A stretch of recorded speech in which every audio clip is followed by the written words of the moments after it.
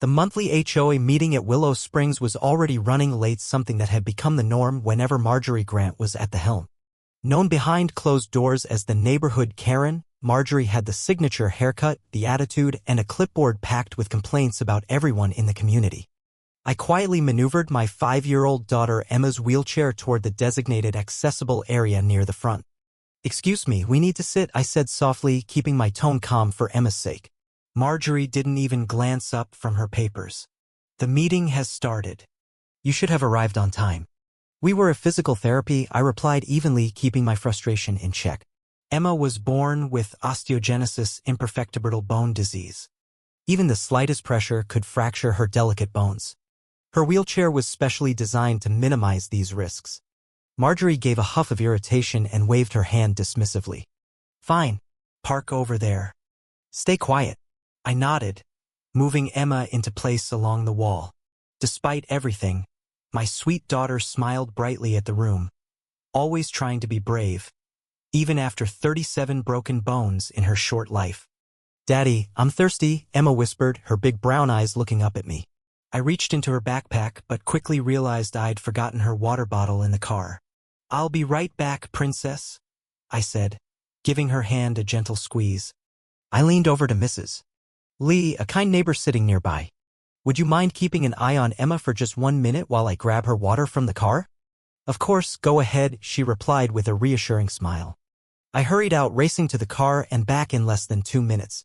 But as I approached the meeting room, I heard Ida scream that still haunts my dreams. Emma's voice. I dropped the water bottle and sprinted into the room.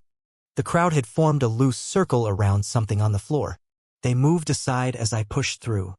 There was my daughter, face down, her wheelchair tipped beside her. And there was Marjorie sitting on Emma's back as if she were no more than a cushion, reaching across the table for a stack of documents. "Emma!" I shouted, rushing to my child's side. "Get off her!" I roared, shoving Marjorie aside.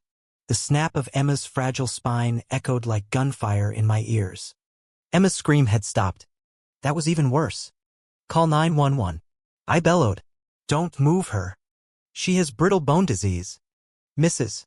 Lee was already on the phone, her hands shaking as she gave the operator every detail.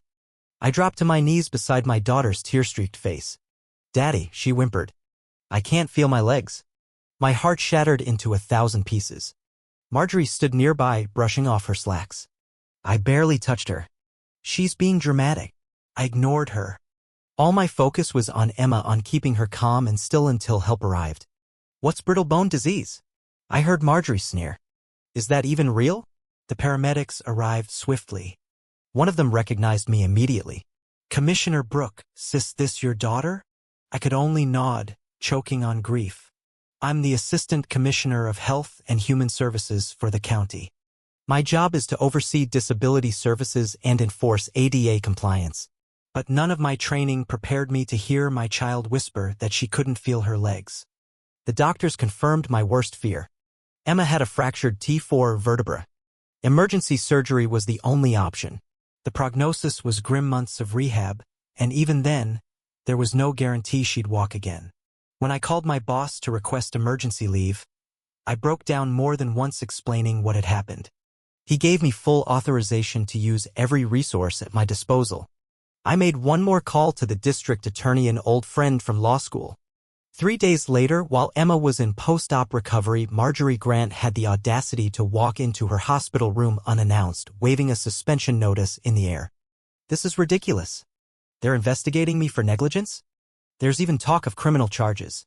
I need you to drop whatever complaint you've filed." I stood slowly, my voice calm but cold. "Lower your voice. My daughter is resting." Marjorie scoffed but softened her tone. "This is just a big misunderstanding. You can make it go away." "Do you even know what I do for a living?" I asked quietly. She blinked. "You're some kind of county worker?" "I'm the Assistant Commissioner of Health and Human Services. I oversee disability rights and accessibility enforcement." Her face paled. "My daughter has brittle bone disease. I explained it to the HOA board 8 months ago when we moved in. That's why she has a ramp at her home. That's why she uses that wheelchair you pushed past and sat on." Marjorie's voice quivered. "It was an accident. An accident is when something unforeseeable happens. I shot back. You knew. You didn't care.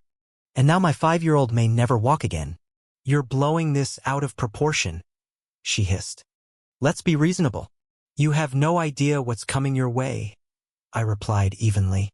I've devoted my career to protecting people like my daughter from people like you. And I am very, very good at my job. The legal process moved quickly. The DA filed criminal charges, negligent assault on a vulnerable individual. The civil lawsuit followed, naming both Marjorie and the HOA, citing a pattern of harassment against disabled residents. The security footage was damning clear as day. Marjorie barreling past Emma's chair, tipping it, then sitting on my daughter's back to grab her paperwork. Jurors wept openly when they saw the moment Emma's spine broke. Witnesses lined up to testify. Mrs. Lee described Marjorie mocking Emma's princess chair. Mr. Davis, who used a hearing aid, shared how Marjorie would cover her mouth when speaking, making lip reading impossible. The former HOA secretary provided emails where Marjorie dismissed disability concerns outright. When the verdict came, it was decisive. Marjorie was convicted. 5 years of probation. 2,000 hours of community service, specifically with disabled children. The civil case hit even harder. $2.5 million in damages awarded to Emma. Marjorie had to sell her home to cover the judgment. But the most profound moment came during the HOA's emergency board meeting. The room was packed. Neighbors wanted to witness the fallout firsthand. Marjorie stood alone at the front, preparing to defend herself. But instead, she surprised everyone. I was wrong, she said quietly. I hurt a child. I failed to show the compassion I demand from others. She pulled out a folder. This is a proposed accessibility plan for Willow Springs.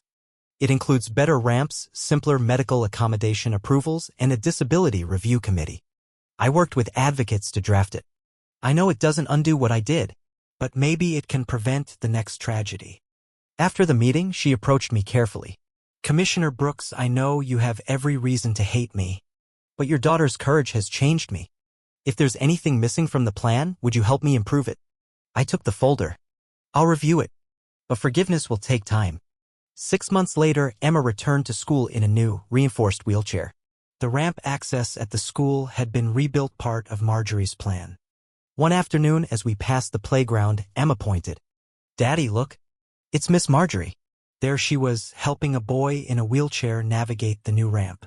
She froze when she saw us. Emma gave a small wave. Marjorie waved back, hesitant but hopeful. She's not so mean anymore, Emma said thoughtfully. Miss Benson says she reads to the kindergarten class every week. Do you want to say hello? I asked. Emma thought for a moment. Not today. Maybe next time. Time passed. Marjorie followed through on her promises. She didn't just complete her community service, she took a job at the County Disability Resource Center and enrolled in night classes for social work. 1 year after the incident, she knocked on our door holding a gift for Emma Children's book about a superhero girl who used a wheelchair. May I come in? She asked softly. Emma smiled and showed off the butterflies on her new back brace. Look, Miss Marjorie. Marjorie knelt beside her. You're the bravest person I know. Sometimes justice isn't just about punishment. It's about change. I could have used my position to destroy Marjorie's life completely. But my daughter taught me something different, the power of forgiveness, the strength of rising above hate. That night, as I tucked Emma into bed, she asked, Daddy, are you still mad at Miss Marjorie? I thought for a moment. Sometimes. But my heart feels lighter when I let go of the anger.